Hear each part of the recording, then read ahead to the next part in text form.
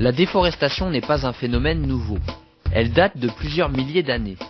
Cependant, au cours des derniers siècles, la déforestation a fait de véritables ravages. Alors on pourrait considérer que c'est effectivement dans nos pays de la gestion durable. Pourquoi? Parce que les forêts existent encore toutes, elles sont en progression, alors qu'au Moyen-Âge, elles avaient nettement régressé par une surutilisation du bois de chauffage, bien évidemment. Donc il y avait très très peu de forêts au Moyen-Âge. Maintenant, il y a de plus en plus, par accroissement des boisements.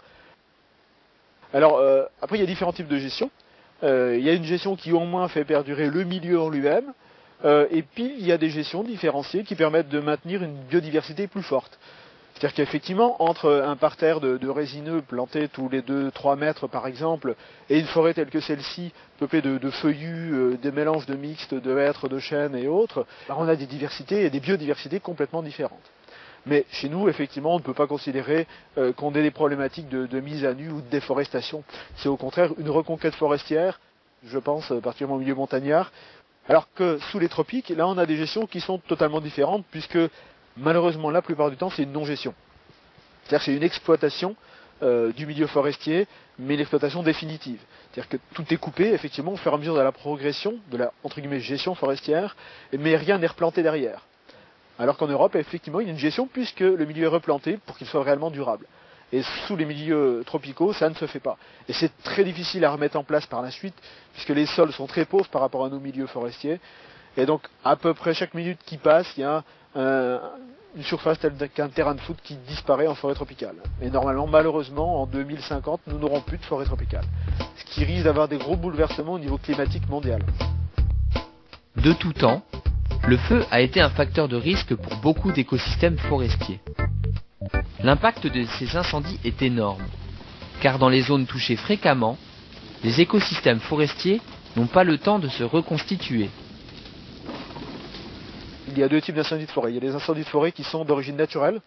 Je pense particulièrement en Amérique du Nord ou en Australie, par exemple, où là, ce sont des milieux qui sont adaptés à ça de tout temps. Donc certaines espèces, surtout en Australie d'ailleurs, sont totalement presque inféodées à des feux réguliers pour pouvoir germer. Donc là, le feu participe et est un élément, on va reprendre le mot écosystème, est un élément de cet écosystème et fait partie intégrante de la vie de ces forêts-là.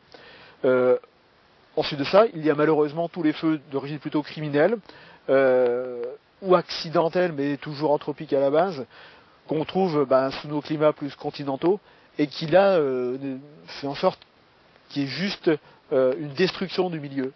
Mais effectivement, nos milieux ne sont pas adaptés à ça.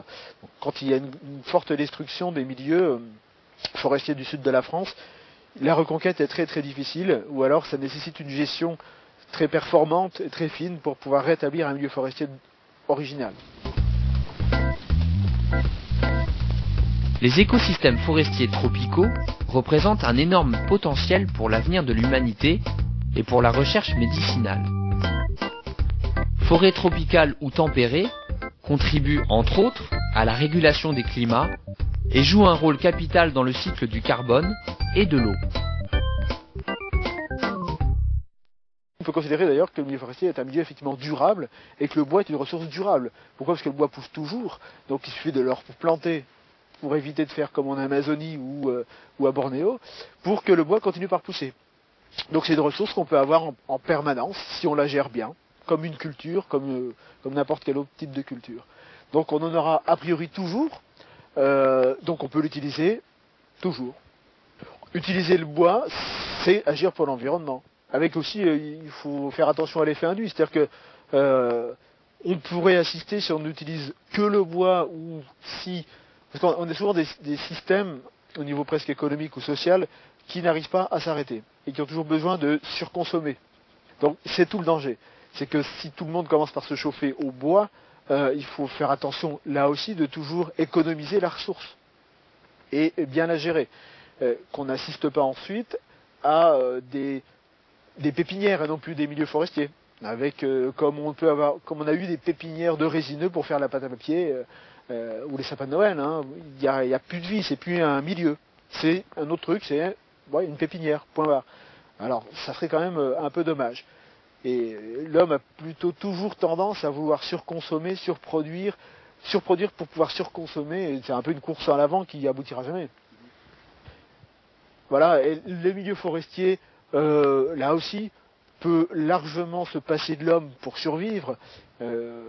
Par contre, l'homme peut aussi largement le gérer pour le faire survivre et pour l'utiliser à son propre compte, afin d'éviter d'utiliser d'autres énergies, effectivement, par exemple, là aussi pour reprendre les tropiques, utiliser nos beaux chênes, nos bons charmes et nos bons hêtres ou nos beaux merisiers pour faire du bois d'ouvrage, plutôt que de détruire définitivement sans remplacer les forêts tropicales.